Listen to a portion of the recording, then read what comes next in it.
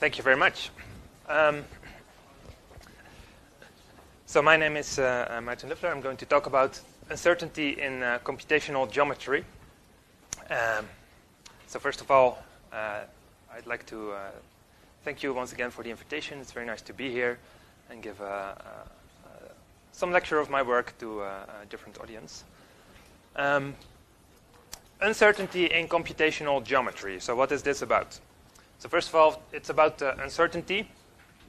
So what is uncertainty? Uncertainty means not knowing something. Okay, so you're uncertain if you do not know something. Or maybe to give an example, like maybe you don't know who this guy is. So hi, I'm Maarten. I'm a computational geometer.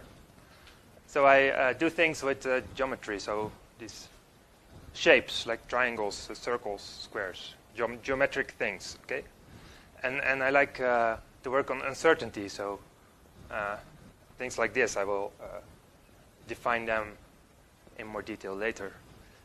I'm from Utrecht. So maybe here's your second encounter with uncertainty. Utrecht, where is Utrecht? So Utrecht is a location, and it's actually here in this country. So this is the Netherlands. It's a country, it's in Europe. It's in between Germany over here, Belgium down here.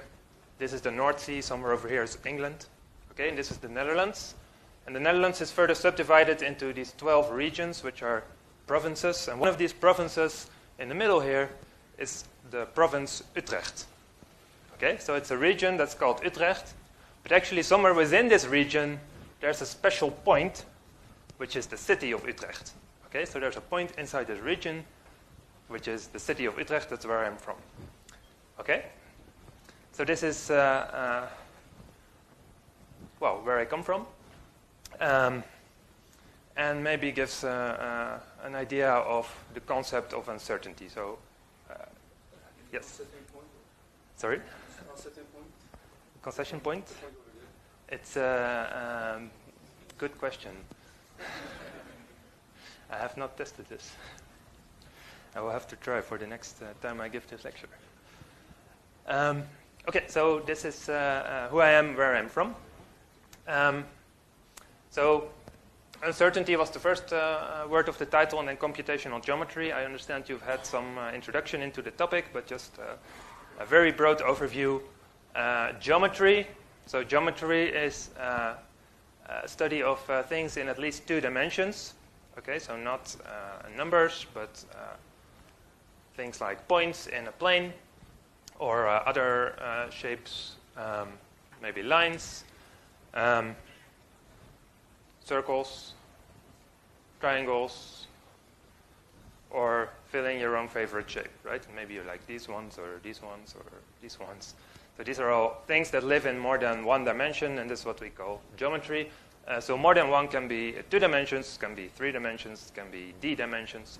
I will mostly talk about 2-dimensional things in this lecture series, but anything I talk about in principle could be extended to higher dimensions as well. So geometry has been popular for a very long time. So sometimes I'll put this little references. Geometry was invented by Euclid. Well, maybe it existed before that, but he's the first one of whom we still have a book. So it's been very popular. And then there's computational geometry, which is a more recent invention. Computational geometry is still geometry, but now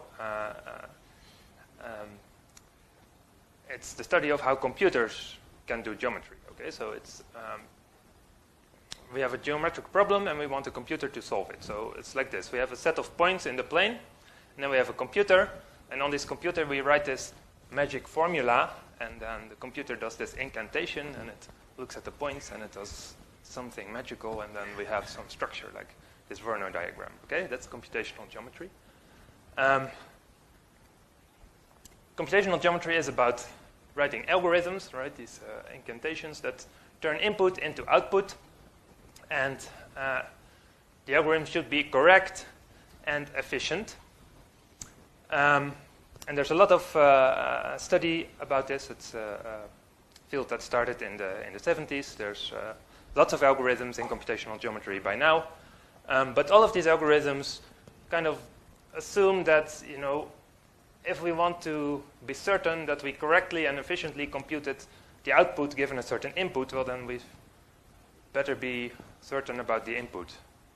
Otherwise, there's nothing we can do. All right? Unfortunately, uncertainty is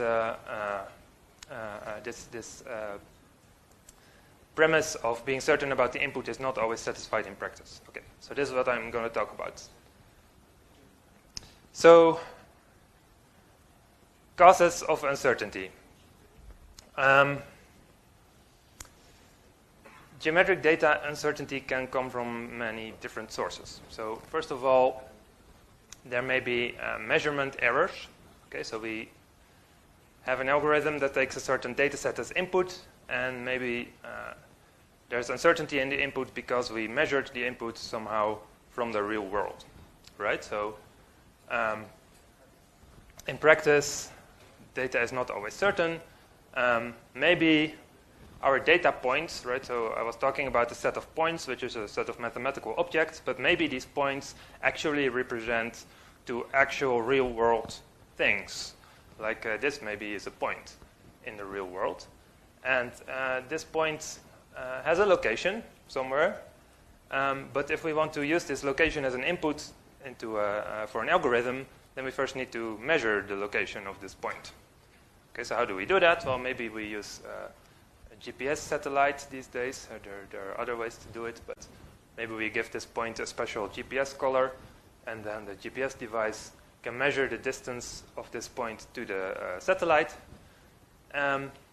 using these magic beams, and then it gives us some idea of where the point is.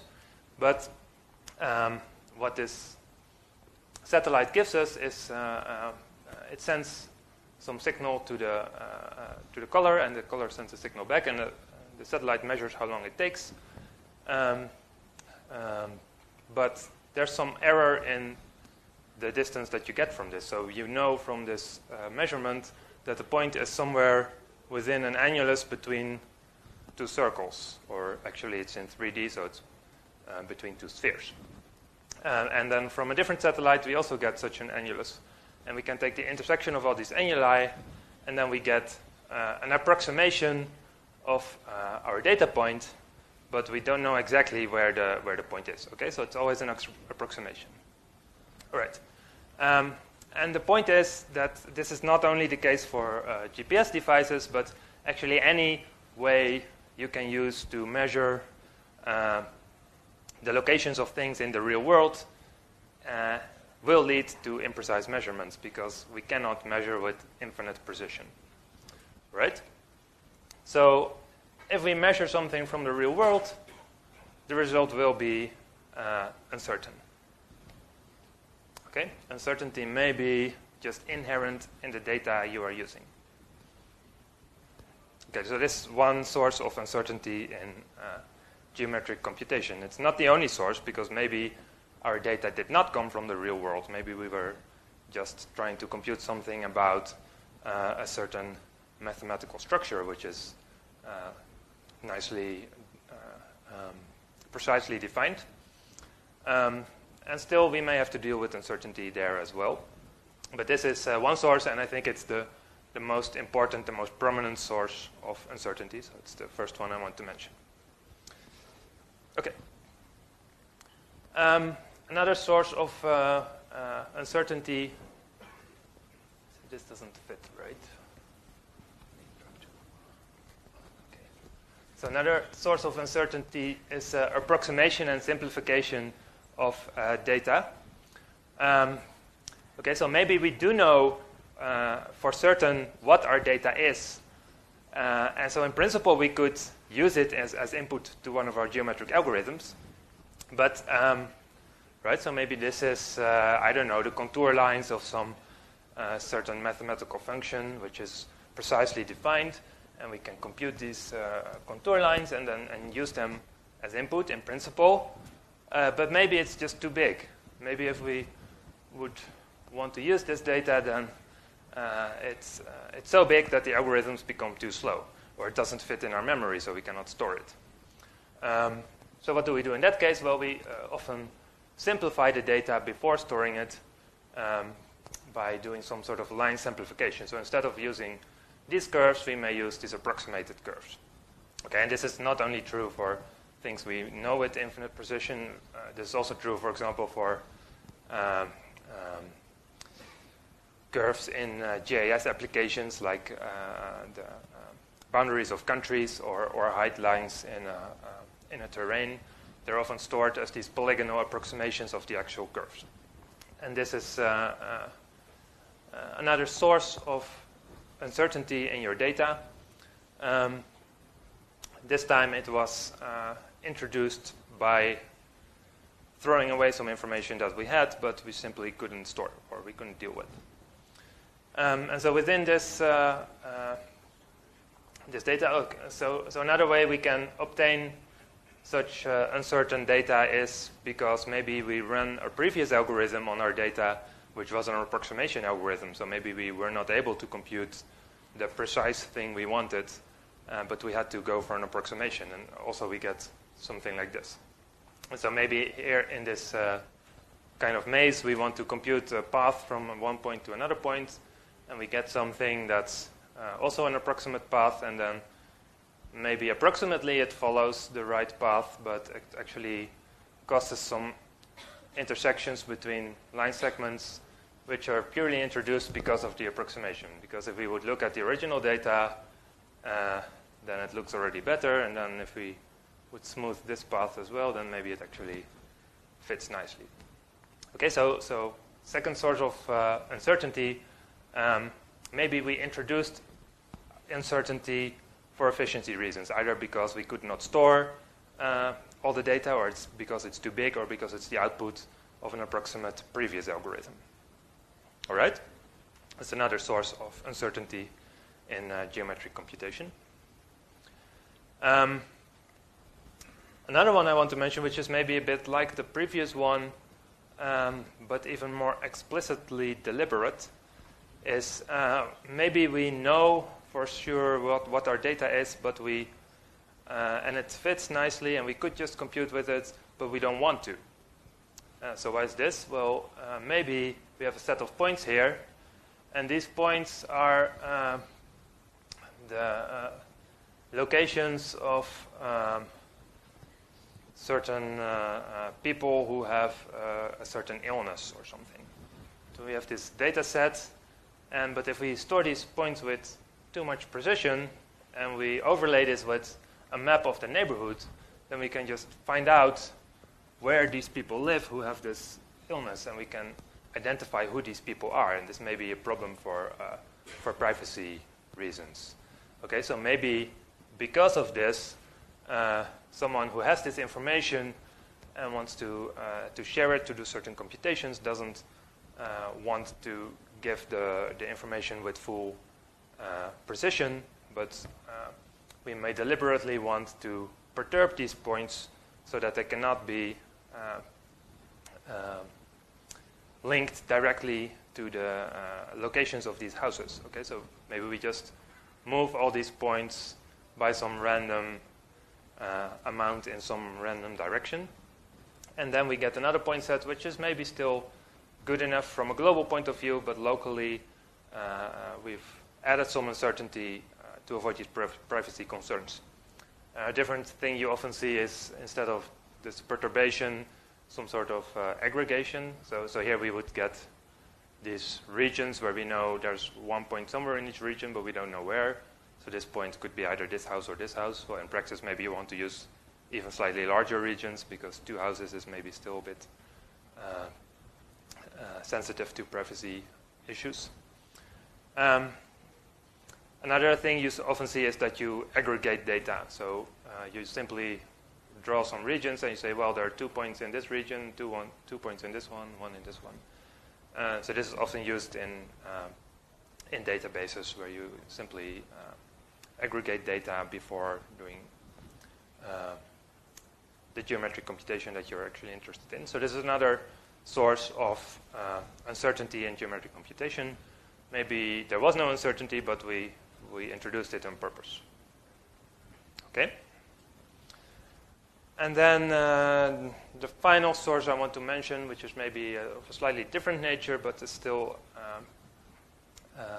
clearly related. So I think it's important to also take it into account when reviewing these uncertain causes of uncertainty, is computation itself, which may be inexact. So I already mentioned we may use approximation algorithms, but even if we don't do that,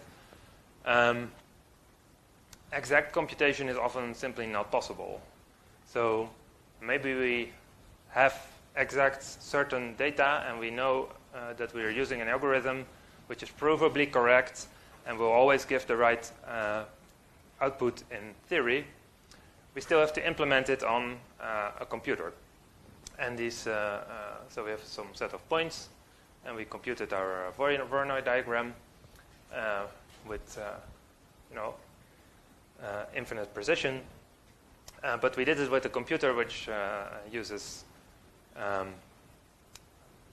finite number of bits to store the location of every point. So in computational geometry, we have this model of computation called the real RAM, which assumes that we can work with any real numbers, and they fit in a single cell of our computer memory, and we can do certain real-valued computation on those points, like taking square roots or maybe taking simple mathematical functions like sines and cosines. And then the result again fits in one cell of the computer memory. But of course, this is not true in practice. We have to always approximate these numbers by a certain number of bits. And so what this comes down to is that we effectively have some sort of grid, and the points that we can actually store on our computer are these grid points, because, well, a grid point is what you get when you use a certain number of digits to store the location of a point. And of course, you can make the grid finer by storing more digits, but eventually you also have some sort of grid. And then, so maybe the input points are these grid points, but now the output Voronoi diagram does not fit on this grid.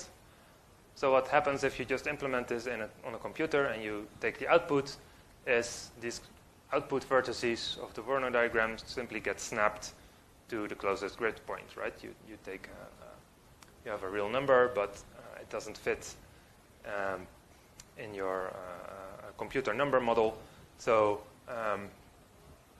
what happens is you simply throw away the precision that doesn't fit. So this point here would get snapped to this point, and the output Voronoi diagram looks more something like this. So this is the real one. This is the one we get as output of our computation. And again, of course, this can lead to artifacts. Like here, there's a Voronoi vertex which is on a Voronoi edge, which is not really something that can happen in Voronoi diagrams. So if you don't take care, then this may lead to problems if your precision is not high enough. Of course, if these points are all very nicely spread out, then probably it doesn't matter in reality. But this is, I think, another source of uncertainty.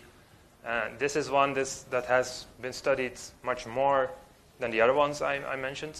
This is an issue that's been recognized for a long time, and there are many ways to deal with this. It's often called robustness of geometric algorithms. But I still want to mention it as one of the sources of uncertainty. So a provably correct algorithm may still create incorrect results simply because of this rounding issue. So uncertainty may also be inherent in computation. Okay, so I think these are the four main sources of uncertainty. And if we do anything with geometric algorithms, then we have to be aware that this uncertainty exists, and we can assume that it's not there, but it actually is there, and it does something with the output, and so we better understand what it does. Okay, any questions so far? Mm-hmm.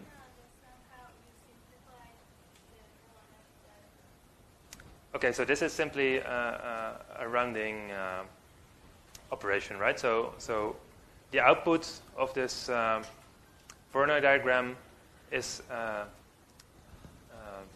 well, it's a subdivision which has vertices and edges, and these vertices are again points, and so they have an x and a y coordinate.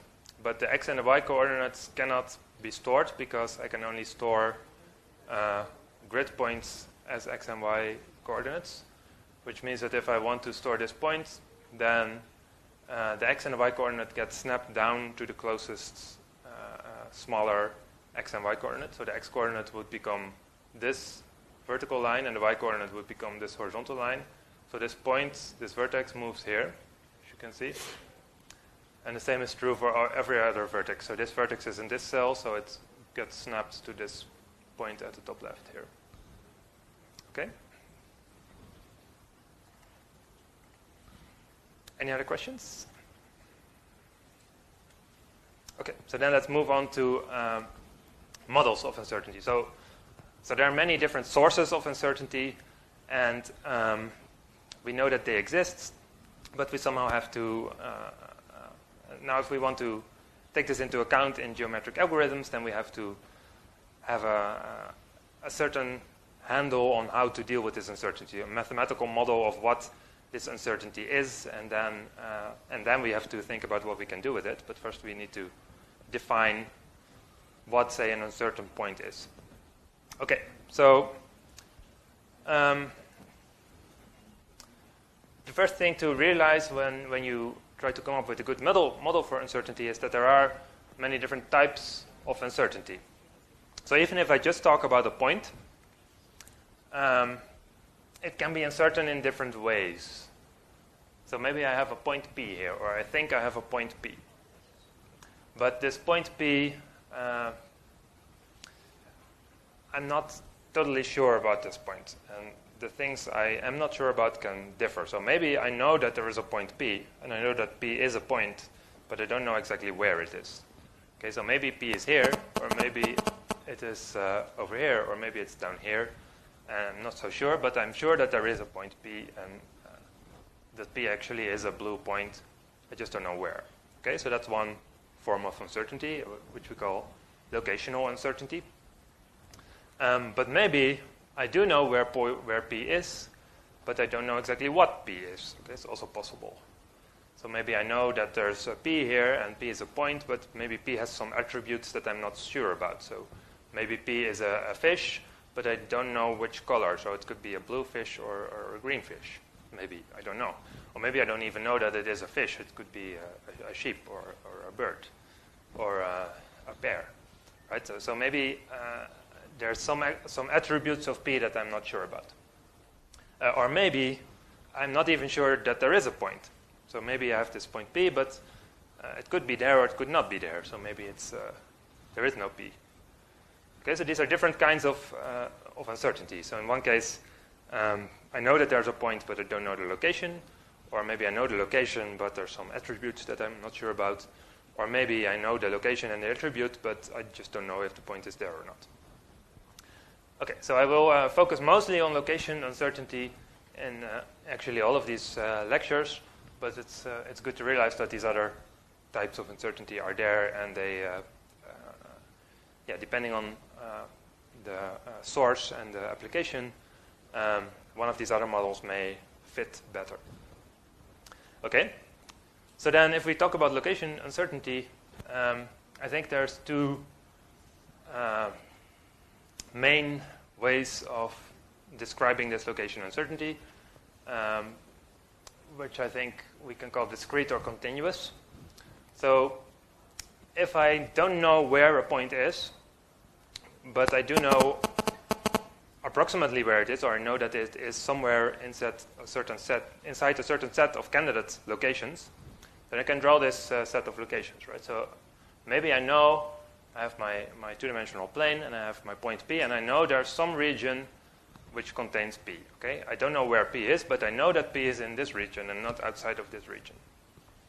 Okay, so that's one way to model uncertainty. And I would call this the continuous way of modeling the uncertainty, because there's an infinite number of possible locations for this point, and they are contained in this region. But it could also be a finite set, so maybe I know that there's a point P, and P is either here, or there, or there, or there, or there, or there, or there, or there, or there, or there, but not somewhere else. Okay? And in this case, I would call this discrete uncertainty. And again, depending on the application, one might make more sense than the other. So, right, if these were the houses that I aggregated, well, then I know for sure that there's only a discrete number of places where the point really can be. But if it was a point that I measured with my GPS device, well, then there's a continuous set of possible locations. Okay, so these are different models, and some fit better in certain applications than others. Okay, so that's discrete uncertainty. Otherwise, we have continuous uncertainty. And within the continuous case, we can further restrict the shape of this region. So right now, I'm saying it can be any region, but maybe depending on the application, I know that these regions are, for example, circles, and this is a very natural type of region. Maybe I know that my measurement returned a certain point, and I know that it can have a certain maximum error, then I get a circle. Or maybe I have a square because I measured the x-coordinate and the y-coordinate independently, and they both give some interval. Or maybe I have a line segment because I have only one parameter which is uncertain. We can have many different regions. So this is, again, the intersection between the two annuli that we got from the GPS. So depending on the application, these regions can have different shapes. All right? So now we can model our locational uncertainty by specifying a set of possible locations, but maybe we know even more about this uncertainty. So maybe the only thing we know is that the point is somewhere in this set, and that's all we know. We don't know anything about probabilities, but maybe we do know something about probabilities. Okay, so often we know that, for example, every location in the set is equally likely, or some are more likely than others. And if we know this, then we can incorporate this into the model and use a more probabilistic model of uncertainty. So for example, maybe I know that P is either here or there, but I even know that it has a 50% chance of being here and a 50% chance of being there. So then I can use these weighted points, points weighted with probabilities. Of course, probabilities have to sum up to 1. Or maybe the probabilities are not equal, and I know that the point's actually much more likely to be here. And then I can also incorporate this into my model. Or maybe I have more possible locations. As long as the numbers sum to 1, this is fine. Or maybe I have a continuous distribution, like some sort of a two-dimensional Gaussian distribution, where actually every point in the plane has some probability of being P, but the probability mass is concentrated somewhere in one particular location. Or maybe I have still a continuous region, but with a uniform probability distribution. Okay, so in principle, anything is possible if I throw a probability distribution on top of my point set. But I think the point is that depending on the application, you may or may not know what this probability distribution is, and if you know it, then it's good to incorporate it into the model. But if you don't know it, then it's better to not assume anything at all about the probability.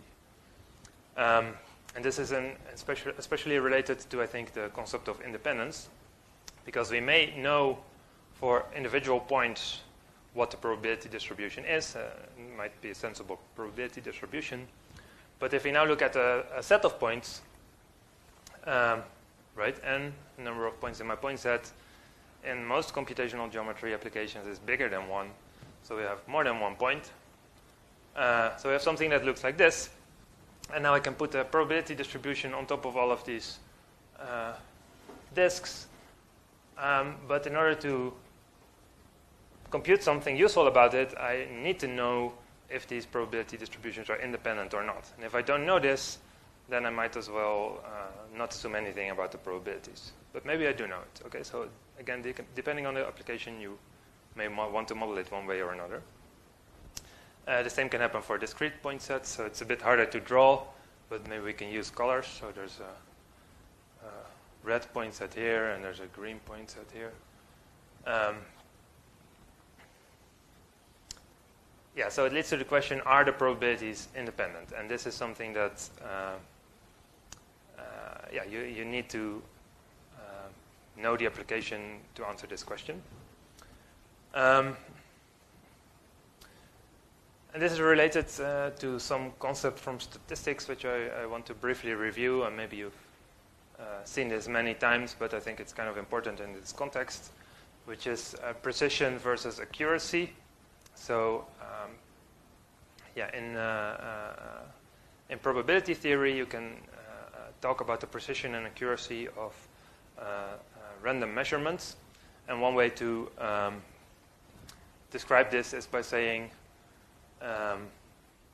measurements have two components, and one way to illustrate it is by using this kind of target. So maybe you've seen this picture before, but suppose there's a target here, and I'm an archer, and I'm standing here, and I'm trying to shoot arrows at this target. And maybe I shoot 10 arrows, and I just look at where those arrows end up, okay? Then I say the inaccuracy in my shooting, or the inaccuracy in a sequence of uncertain measurements, is a consistent error in those measurements. So maybe I'm standing here, but my sight is not very good, and I always aim too much to the right. Then I'm being inaccurate. But imprecision is error in the individual measurements. Okay, so maybe I'm aiming nicely at the center, but my arrows just fly all the way all over the place. Then I'm being imprecise. All right, so for example, if my arrows all end up in the bullseye, then I'm being accurate and precise, and then I should consider switching careers and become a professional archer. If my arrows end up like this, so they're all spread out over the whole target, but the average is still sort of in the middle, then I am being accurate, so I'm aiming at the right place, but I'm being imprecise, right? If my arrows end up like this here, so they all end up close to each other, but not really in the center, then I'm being inaccurate, but I'm still being precise. And if my arrows end up like this, which is most likely to be the case if I actually would try this, so the arrows are all spread out, and some of them even fly into space, then I'm being inaccurate and imprecise. Okay, so this is the difference between precision and accuracy. And this is something we can also apply to measurements of uncertain data points. So if I have a set of points n, which I all measured using the same measuring device, right? So my arrow shooting you could compare with a measuring device, and I'm trying to measure the location of the center of this target. So if we know that all points have been measured with the same device, then maybe I can separate out these two components. So there may be an inaccuracy of this measuring device, which means that all my measurements are going to be off by some consistent vector. And yet there may also be an imprecision in the device, which means that the individual measurements are, again, going to be off from that location by another random vector, which is independent among all the measurements. Okay, so if we know this, then we can assume something about the relation between the probability distributions of the individual measurements. So we can say the location of each measurement is a random variable. So say a common random variable plus an individual random variable, where the individual random variables are all independent from each other.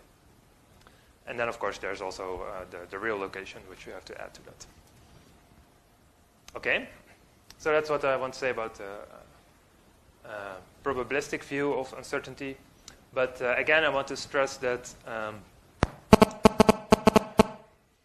you can take the uncertainty into account into your model, and you can get a more precise model, but it only makes sense if you actually know that this is what happens in reality. Otherwise you're just fooling yourself into knowing more than you actually do. Okay. Then one more thing I want to mention is points can be static or dynamic, again, depending on the application. So far I've only been talking about static points, which we measure and which give static locations, which maybe are uncertain. But maybe the points themselves are actually not static. So maybe I have points which are in motion, and I want to mention that motion causes imprecision, and it's maybe kind of obvious. If I'm here right now, and I'm going to walk by 1 meter in 10 seconds from now, where am I going to end up? You don't really know, but you know I'm going to end up somewhere in this circle, right? So it turns out that I end up here. But you didn't know that in advance. All right? So suppose we have a moving point. So here I have a point P, which can move. And I know that P has an upper bound on its speed, so it can move, but it cannot move arbitrarily fast. And now I know that I'm going to wait 1 unit of time, and I wonder where P is going to end up. So I don't know where P is going to end up, but I know it's going to end up somewhere close to where it used to be, so maybe here, or here, or here, but certainly somewhere inside this disk of radius d. Okay, so this moving point causes a certain imprecision region for the point if I wait some amount of time. Okay, so this is well, this is a generalization of this observation. If I wait for t time steps, then the disk is going to have a radius of t times d. Okay. All right. Any questions about this models part? Yes.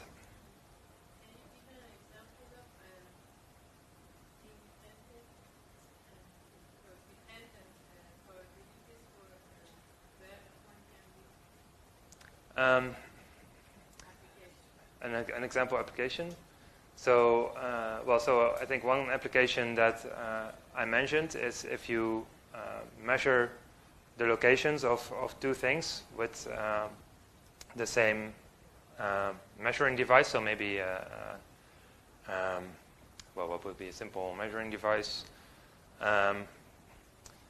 Maybe I just have a ruler that I use to measure the distance from some objects that are lying on the table to the edge of the table, and I measure it here and I measure it here.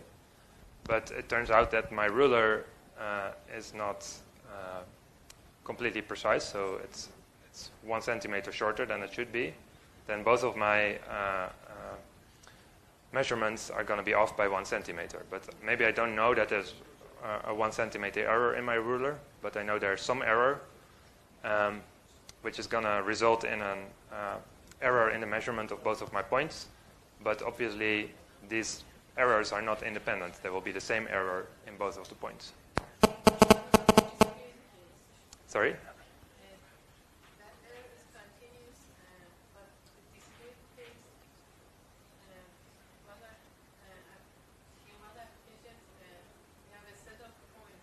Mm-hmm.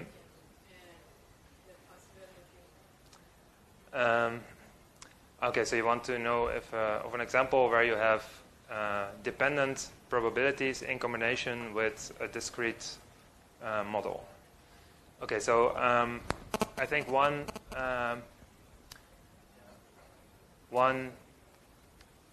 situation where this can occur is if the discretion is not inherent in the point set, but you obtain the discretion by doing an approximation. So this is something I may mention later in my lecture on probabilistic uncertainty, but if you have a full Gaussian probability distribution, then it's often hard to do computations with this, so you might approximate the distribution by a set of points. And if the points are weighted well, there's a way to define how well this point set approximates the original distribution. And now I have a discrete point set with a certain probability distribution on this point set. And of course, now I could have a second point set which also has a probability distribution on it. And there may again be dependence in these probabilities for the same reason as I had for my continuous case. So that's definitely one situation where this may occur. If the points are inherently discrete, then yeah, I find it harder to see an example where you would still have this kind of dependent probabilities, but I wouldn't say that it never happens. I think there's yeah, many surprising sources of uncertainty that I had never thought of and that I've encountered during the last 10 years. So there may well be other examples as well. Okay. Any other questions so far? Mm-hmm. Sorry? Can we write fuzzy logic here? So fuzzy logic is definitely one approach you could use to deal with uncertain points. So so I think fuzzy logic is something that does not. It's not a model, so it's not a way to describe the uncertainty, but it is a way you can reason about uncertainty and compute with it. Let's see how we are doing on time. Okay. Any more questions about the second part? So then I want to briefly talk about goals of uncertain geometric algorithms. And this is going to be a very brief part, so I could talk about this for days, and actually I am going to talk about this for days. I could even talk about it for many more days than I will have in this winter school. But for today, I'll just give a brief overview of different possible things we can do in the presence of uncertainty.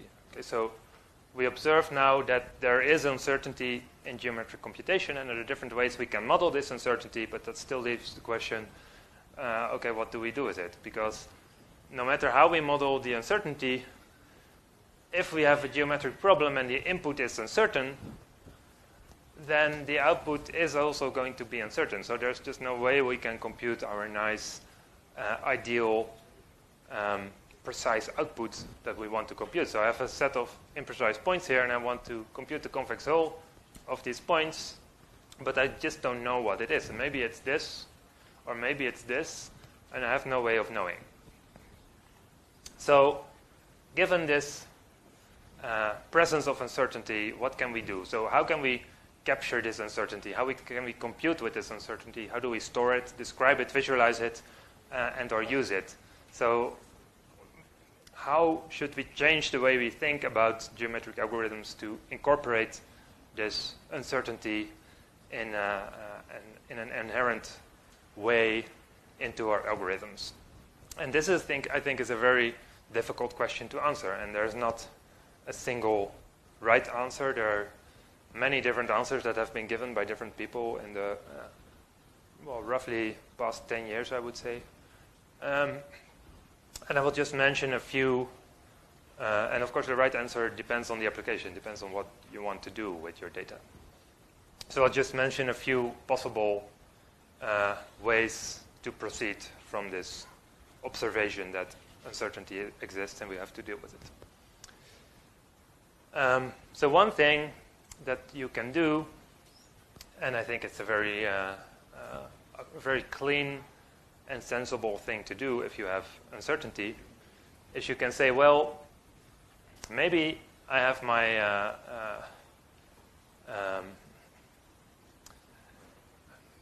my set of points, and I have some function which takes some set of points. So it's I think this f is supposed to be a p, but I'm not entirely sure. Maybe it is a p, but it's eclipsed. Well, anyway, the input is a set of points, and the output is supposed to be a real number. So I want to measure something about my point set. And now my point set is imprecise, which means that the outcome of this function is also going to be imprecise. So natural question is, what possible values can this function have on my imprecise input? So for this, we need to compute the largest and the smallest possible values that this function mu can achieve. Okay, so if this is my input and I want to measure something like the area of the smallest enclosing axis-aligned bounding box of my set of points, then I can draw my points somewhere, and I get some bounding box which has a certain area. But if I want to know the interval of values that my function mu can get, then I need to know the largest and the smallest possible values for this area. So to compute the largest possible value, I want to place my points in such a way that the smallest enclosing bounding box is as large as possible. Okay, so this point I can move along the boundary of this disk, which changes the shape of this bounding box, but there's going to be some point where the area is maximized. So here at the bottom and the right side, it's clear because I just want to put this point at the right end of my disk and at the bottom end. But this one I can slide, and I want to optimize the area as a function of the location of this point, which we can just compute and then get the value of this largest bounding box. But of course the question is, how do we do this algorithmically? Can we come up with an algorithm that computes this for a given set of disks? And similarly, we want to compute the smallest possible bounding box. So in this case, the smallest one will look something like this. Now we compute these two areas, and it gives us an interval of possible areas for the area of the smallest, include the smallest axis-aligned bounding box. And we can do this for other measures as well. So for example, diameter of a set of points. So here's a configuration that maximizes the diameter of the points. This is a configuration which minimizes the diameter, where there's some balance between different pairs of points. And this is actually a problem I will talk about in detail tomorrow. Maybe the perimeter of the convex hull is the measure that I'm interested in, so we can try to maximize this perimeter or minimize this perimeter. Maybe the weight of the minimum spanning tree, so maybe this is the maximum weight minimum spanning tree, the minimum weight. You can do this with any measure you can come up with, and always the question is, well, how can we actually compute these bounds? Can we come up with an algorithm to compute this interval of possible values? Okay, so this is one approach to dealing with data imprecision. Just say, well, there's imprecision in the input, there's imprecision in the output. Can we compute the amount of imprecision? Okay, another thing I want to mention is visualization of uncertainty. So even if we don't want to compute something directly, the question is, well, can we visualize uncertainty to at least have some idea of what we're dealing with, or to give an idea to policymakers about, well, you give them some numbers, but how uncertain or certain are these numbers actually? So I want to make a point that visualizing uncertainty is actually a useful thing to do. So for example, last few days, I was in Yazd, this desert city somewhere to the south of here. And maybe for there we can measure the temperature in the city from Sunday, Monday, Tuesday. I think today is Wednesday. And so maybe in the future it's going to continue like this. So there's no absolute scale here, but the temperature may follow some sort of curve. And I can do the same thing, say, for the rainfall. So there was no rain on Sunday, and no rain on Monday, and no rain on Tuesday. And maybe there will also not be any rain for the rest of the week. Okay? So in the past, I know for sure what happened. In the future, I don't know for sure, but we can still make a prediction. But maybe this prediction is uncertain. And if I don't visualize this uncertainty, there's no way I can distinguish between these two curves. But if I do visualize the uncertainty, then maybe we find out that, well, actually, this is a predicted value of the temperature, but the actual temperature could be, slightly higher or slightly lower. And there's some interval where maybe we are certain that the temperature will be with 90% chance or something. Then if I draw the same thing for the rainfall, then maybe it looks something like this, right? So the predicted rainfall is 0, but the actual rainfall is actually also going to be 0. So I'm pretty sure about this rainfall. And if I draw these uncertainty intervals around it, then I can distinguish between these two types of graphs. All right? So visualizing uncertainty is useful, and there are many different ways we could visualize uncertainty, and many different kinds of uncertainty we might want to visualize. So for example, when we're doing geometric computation, we can think of somehow the geometric equivalent of these kinds of error bars. So there's some value that we think the output is going to be, but there's actually some uncertainty. So for example, this is one that maybe I'll explain more in the 4th lecture, I think, where we have a set of points. So I have 5 points here, and these are represented by disks. So these are uncertain disks. And these disks are actually, I think they have uniform probability distributions of them in the independent uniform. Or maybe they are Gaussian, I'm not entirely sure. In any case, so these are probability distributions of 5 different points. And now, given these 5 points, I'm interested in the smallest enclosing circle of this set of points. And I want to know, where is this smallest enclosing circle? So this is the result of an experiment we ran where we just sampled 5 points, I don't know, 1,000,000 times, and we computed the smallest enclosing circle. And then we can draw these contour lines here of the output. So 90% of the time, this area here in the middle was contained in the smallest enclosing circle. So this is pretty sure to be inside the smallest enclosing circle. But for example, a point here had a 30% chance of being inside the smallest enclosing circle, and here only 10. So this is what we call the shape inclusion probability of the smallest enclosing circle. And it gives somehow a landscape. It's not a probability distribution, but it's a function of probabilities of a certain point being inside the shape we wanted to compute. And this is sort of the equivalent of a geometric error bar on the shape of this smallest enclosing circle. And the interesting thing is that this shape is not necessarily circular. In fact, it's not even necessarily convex, so there's some concavity here. So that's something you might want to visualize about uncertainty. A completely different example, maybe there are some certain features about something we want to compute which are certain, and some features which are uncertain, and we want to show the certain features. Like, here's another example. Here we have, again, our set of points, 1, 2, 3, 4, 5, 6, 7, 8 points. And we are interested in the Voronoi diagram of this set of points. So depending on where the points are, the Voronoi diagram will look different. But we can compute for every point a certain region, which is certain or guaranteed to be in the Voronoi cell of that region. So for example, for this point, any points inside this region here are guaranteed to be in the Voronoi cell of this point.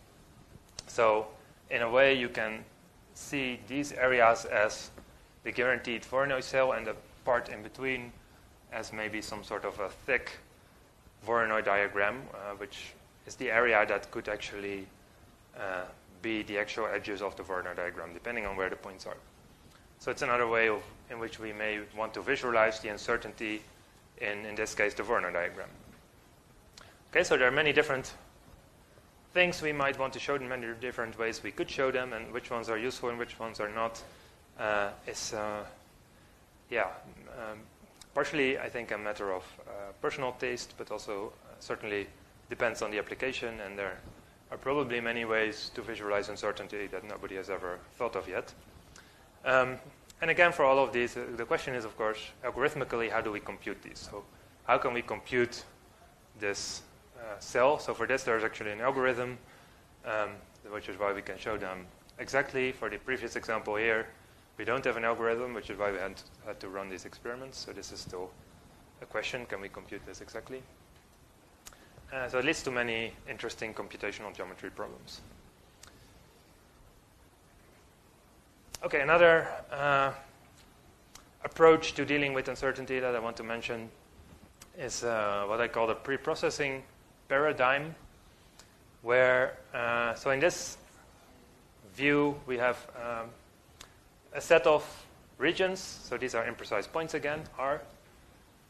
So here I drew them as arbitrary shapes, but they could again be disks if you want.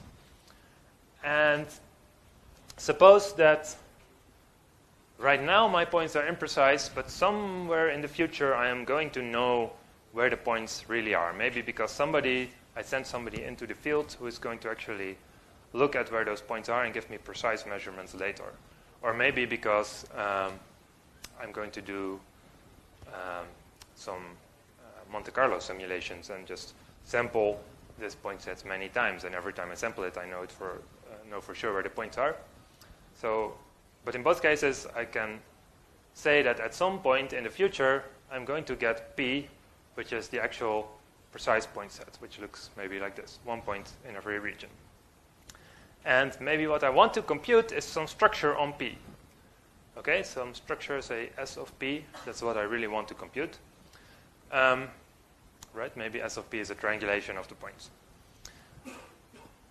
But computing S of P from P takes some certain amount of time, and maybe I don't have that time once I get P, and I want to ask myself the question, okay, how much about the structure of P can I already compute now that I only know R, so that once I get my points P, I can compute S of P faster.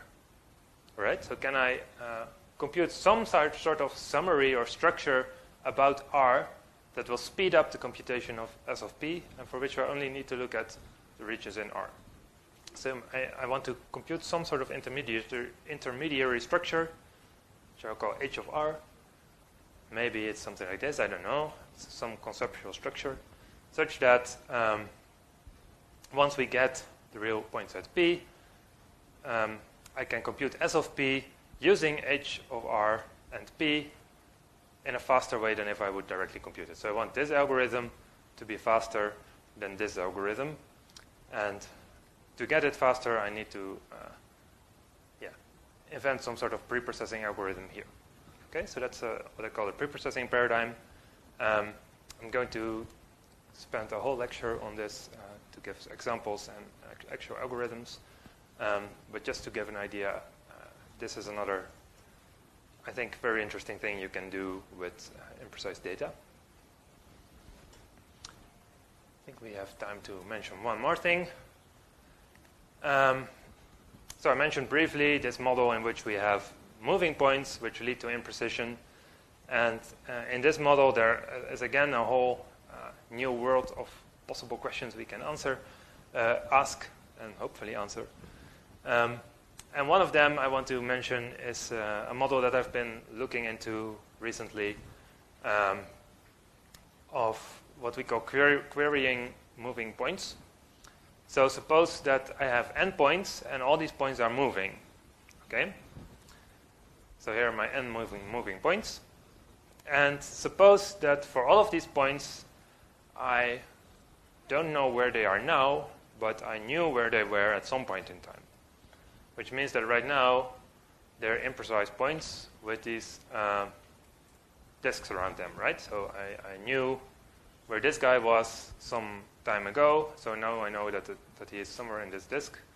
And maybe this girl, I know better where she is because I measured her location more recently. So I have these disks of different radii. And in this model, I assume I can go to one of these points and ask it, where are you now? And then I get a more precise location of this point.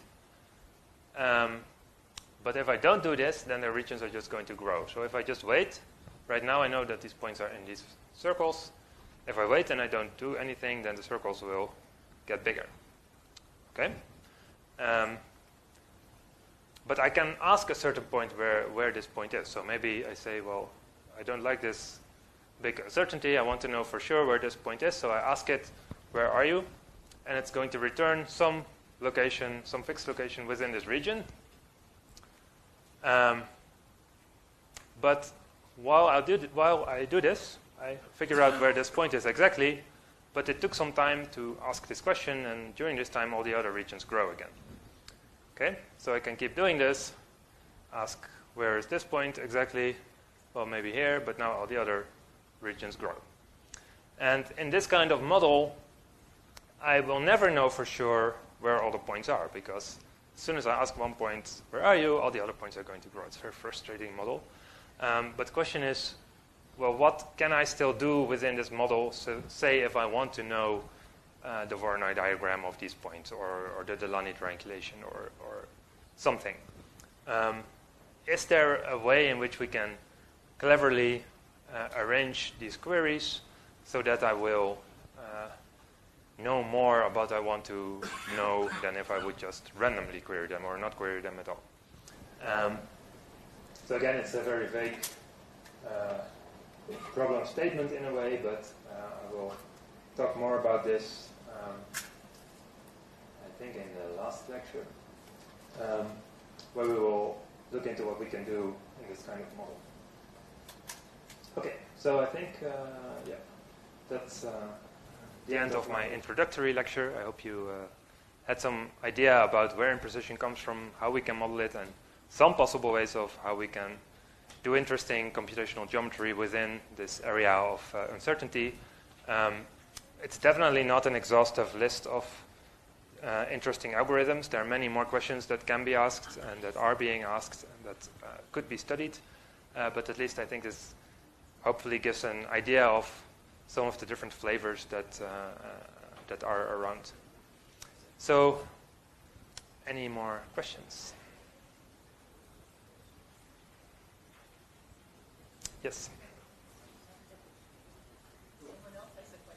I didn't see anybody right now, so please go ahead. In your slide about the temperature in gas, Uh-huh. I noticed your error bars Uh-huh.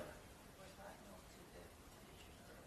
Yes. And I wondered visually if there was some intent to suggest that we know it's going to be 30 degrees in gas, but we can uncertain about the time. That's. Mm-hmm. We used to thinking of Yeah. 30 degrees plus or minus 3 degrees. I'm certain about that this is their reason visually drawing this from it. Yeah, that's a very good question. So indeed, what I drew was intended to be just one-dimensional uncertainty, right? So every time there is a temperature and a certain interval of possible values this temperature can have, and maybe indeed, but maybe this is not how the weather works. So I don't know much about weather predictions. Maybe we know that there will be a 30-degree moment, but we don't know where. So you get some sort of horizontal error bar. I think this would need a different kind of visualization, which, yeah, it's an interesting question of how you would visualize this. And the one I showed, do you think suggested the horizontal one? That's interesting.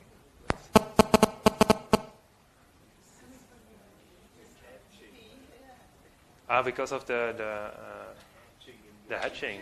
Oh, maybe. So you would say this looks like a diagonal error bar. It's interesting, yes. That's not how. No, it's not. This is just like a way to color in the area. No, but it is interesting how you would distinguish between these different types of information. Yes.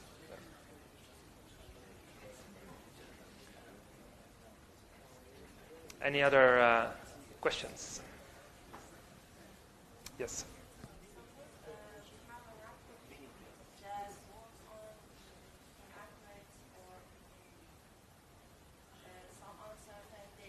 Mm-hmm.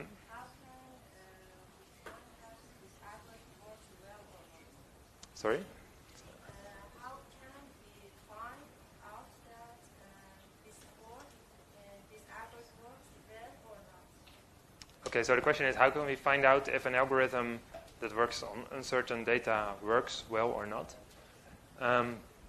So I think this is, so there are two aspects to this question. So I think on the theoretical level, even though we're working with uncertain data here, we are still doing computational geometry in the traditional way, in the sense that we design algorithms which are guaranteed to be correct and efficient.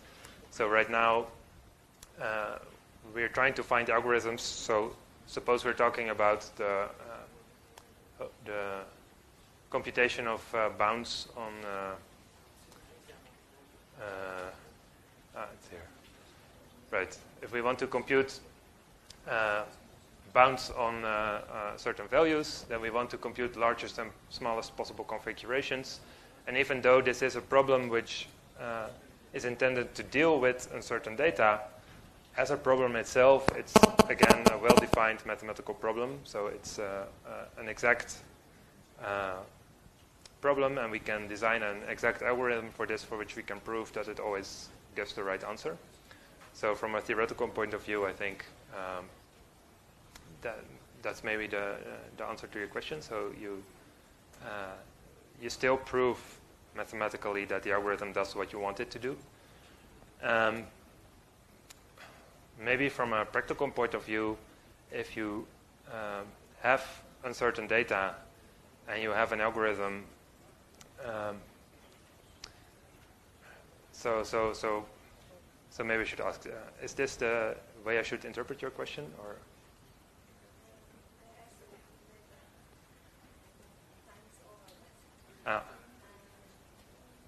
For example,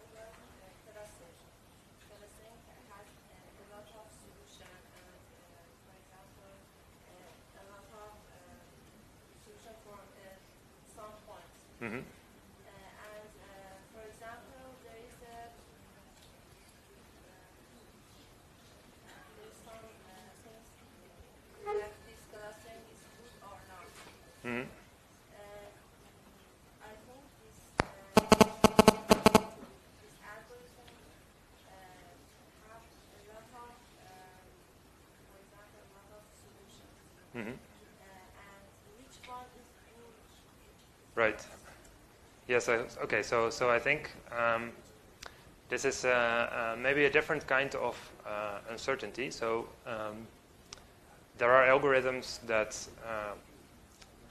try to compute a solution to a certain problem, but maybe there are many possible solutions, and the algorithm just gives you one solution, and you want to know, is this a good solution or not? I think this is more maybe uncertainty in the algorithm and not uncertainty in the data. For example, heuristic algorithms often have this kind of property that it gives you some result, and then you need a way to evaluate whether it's good or not. That's also a good question, how you do this. I think within the area of data uncertainty, the approach to this would be more to try to compute the whole set of possible answers rather than have an algorithm that just gives you one answer. Like if your input is uncertain, one thing you can do to compute an output is just assume the points are somewhere and then compute the output. But then you don't really know whether this output you get is representative, or whether it's good or whether it's not good. So instead, I would say what you want to do is compute a description of the whole space of possible outputs, which is somehow what this interval approach is also doing. It's not computing one possible output value for mu, it's computing an interval of possible output values. And you can take this a step further, and instead of computing just an interval, compute an actual probability distribution of this value of mu if you have probability distributions of your input points. Is that answer your question. Any more questions?